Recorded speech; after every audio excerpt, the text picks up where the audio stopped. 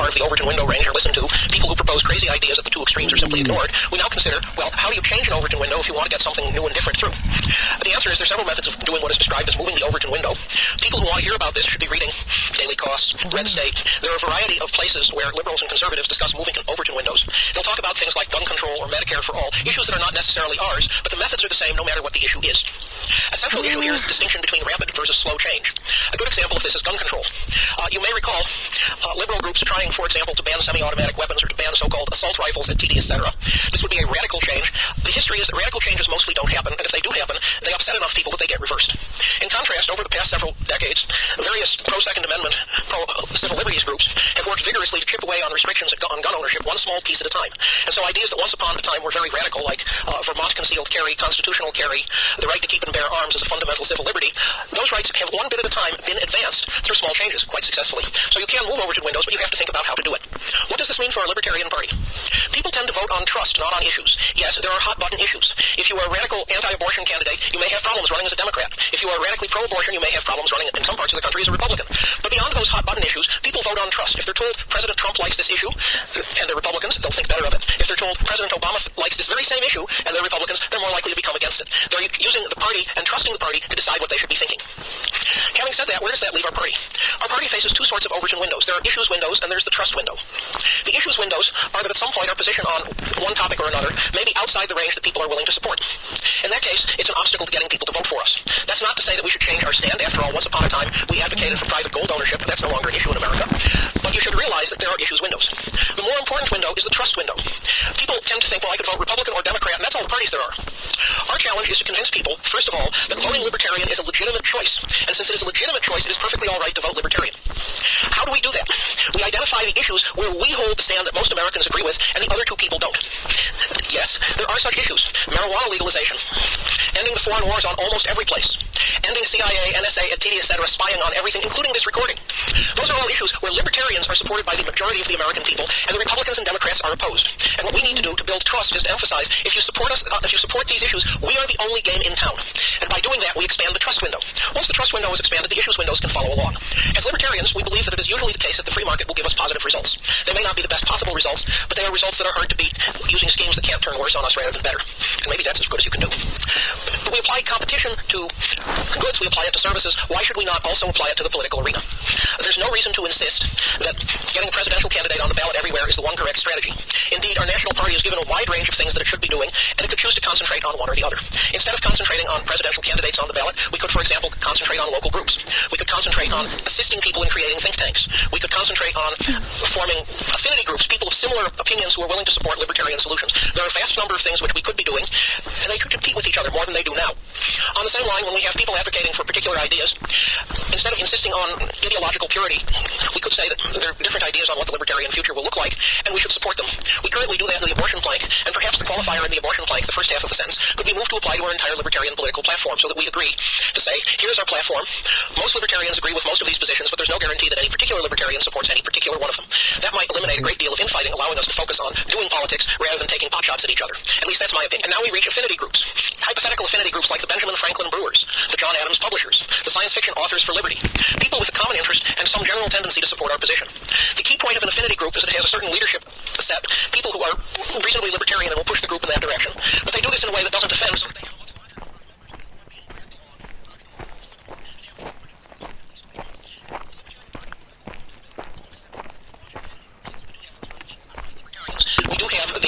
under various names, libertarian women's groups, but we could use considerably more. If you don't believe me, look around the libertarian movement and see what sort of people you do not see at the meeting. That's what you should be looking for. Founding affinity groups is something that is entirely within the remit of either the National Party, state or local parties, or for that matter, the Libertarian State Leadership Alliance, though we've been a bit busy this last session with other things. So affinity groups can be a key to advancing our political positions. If you don't believe me, consider the Democratic Party and the amount of noise generated by the Southern Poverty Law Center, a group that is no longer primarily focused on rights of poor people in the South, but views itself as doing excellent work. Well, it certainly does a lot of work, and it does tend to push at least Democrats in a particular direction.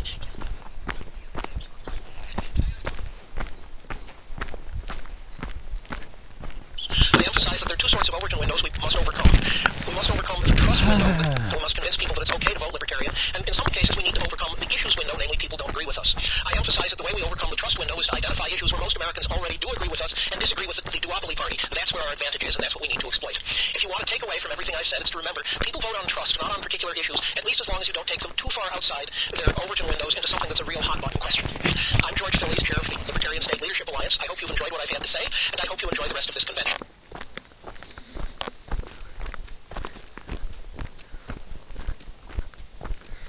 Libertarian State Leadership Alliance presents our 2017 National Conference, The Future of the Libertarian Political Movement. In this panel, physically removed, so to speak, making the Libertarian Party inhospitable to the alt-right and other Nazis, with panelists Joshua Katz, Jody Weitzman, Mike Shipley, and Leslie Peterson. There's very common man, somebody uneducated. The sort of person doesn't know how government operates. That's what people are looking for. Well, that's what we're looking for. But I have a feeling after 4 years of living with it, they come in and say, democracy is about people knowing what they want and getting a good part. And after even getting a good part, for perhaps 4 years, perhaps 8 years, perhaps less than 4 years, we'll say, I think there would be a taste in the population for a certain type of competence, a certain type of understanding how others work, and a certain type of even tempered, responsible governance. And what's great about that is that's what we libertarians are about. We are about responsible government because we know that when government goes beyond reasonable bounds, it becomes irresponsible. We know you can't responsibly govern complex systems through top-down control. We know that our approach is the definition of responsible governance, and it allows for a responsible society. And yet, there's an growing voice within our party.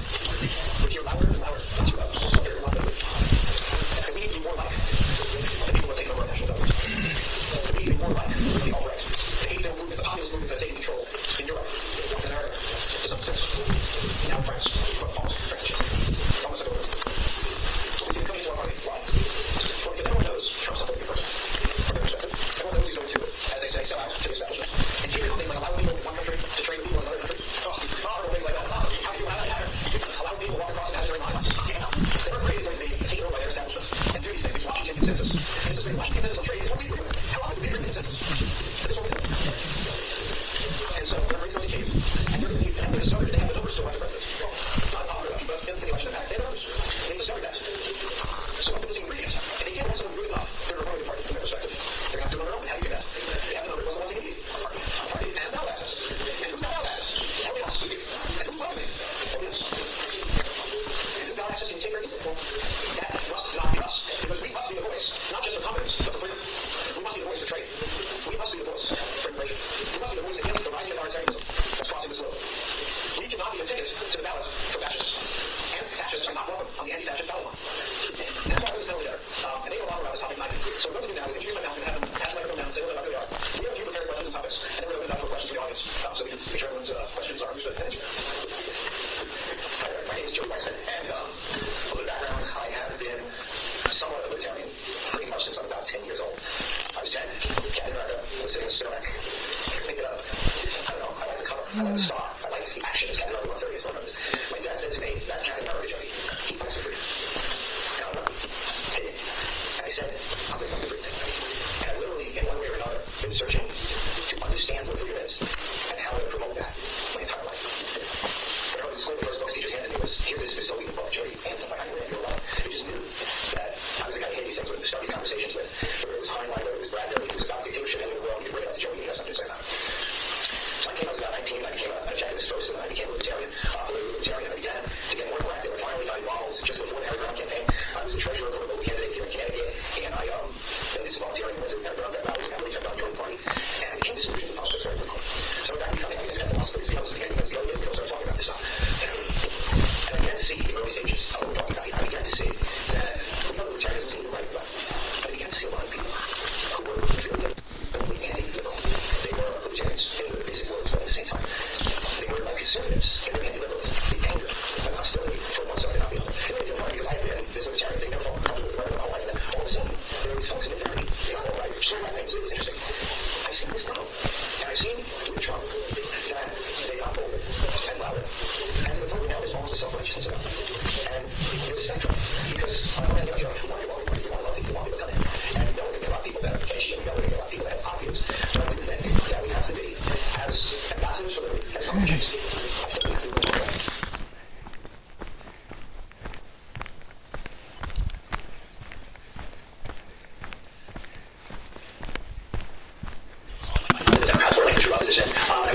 My fault that we, they throw numbers on 6 because I was one of those 12 baby people late. Right? I was a smart slam. I'm just kidding. Okay. So anyway, my first libertarian act right now was my first libertarian organizing act because I started chatting with other people because I wanted to shoot back when we came down the road like, okay, it's there, and I couldn't get at Democratic spaces. So I thought it was genius. I was like, oh my God, this is best. So I'm right here. right? Like, these people don't know what it is, and then it turns out that's libertarianism, right? So, and after libertarianism came too, I remember he's like, that's future, he's like, philosophy. I was like, oh, so then I'm off it, and so, like, the rest is history. My first libertarian convention was Denver in 2008.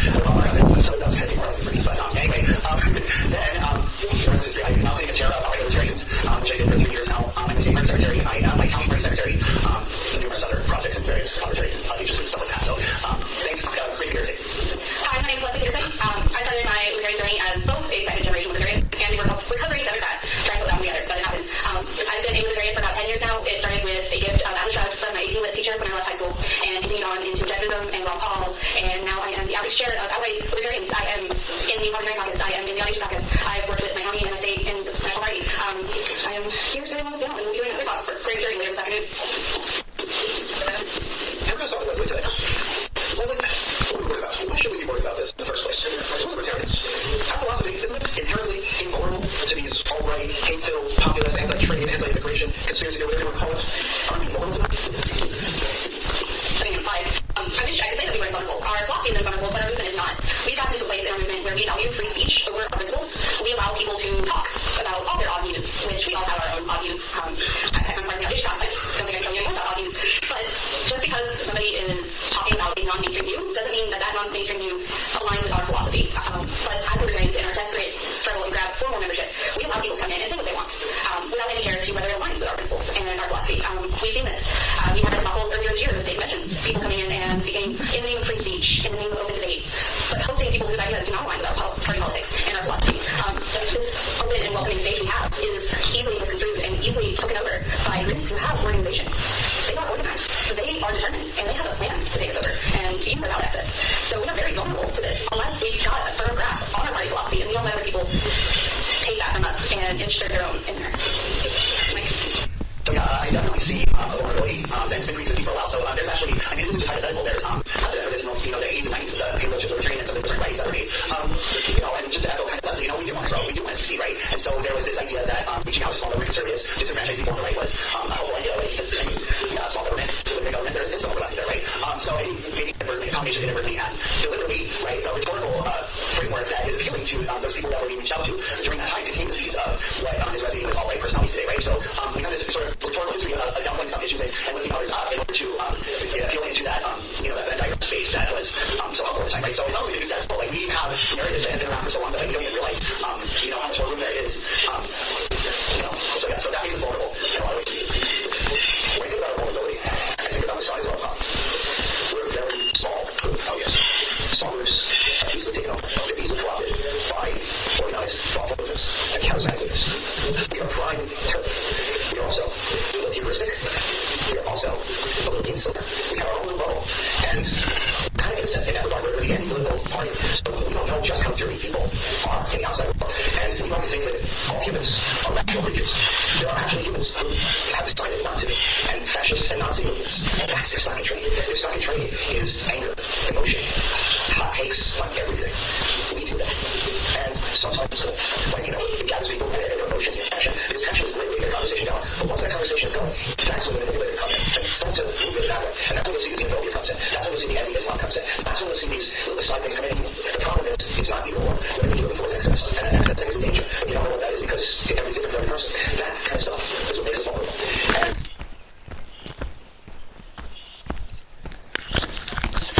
ourselves and making it all once. What we need to do is we need to develop something that we're loving and we're happy to reach out. But we have certain things that we look for that we're deciding, this is not what we're talking about. And it's okay to be that way. And I think going forward, actually, I actually see